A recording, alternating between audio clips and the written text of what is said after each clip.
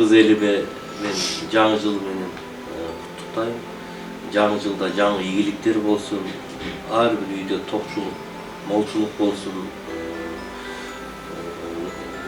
Биздин кыргызстандыктарда жакшылык болсун дайыма, чек арабыз бекем болсун дейт элем. Мамлекетибизде тынчылык болсун, өсүү болсун. Эң алдыңкы мамлекеттердин катарына кошулуп, андан сырткары ар бир үй бүлөдө наристенин үйүнү жаңып туруусун каалайт элем. Жаңы жыл менен чын жүрөктөн баарын куттуктайм.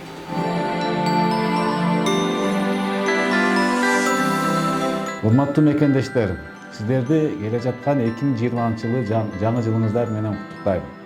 2020-жылы элибизге жараткан берген рызкысын берекелүү кылсын. Элибизде билимдүү, ыймандуу жаштар көбөйсүн. Жаңы ачылыштар болсун, жаңылыктар болсун, жакшылыктар болсун.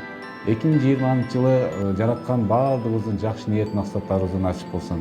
Элибизде ынтымак, тынччылык болсун. Ынтымак бар жерде рызкы бар дейт, мен ойлойм. Ынтымакта болсок, биз баардык кыйынчылыктарды жеңип, ушу келечекте алдыңкы коом, алдыңкы мамлекеттерден боло алабыз деген жакшы үмүт бар.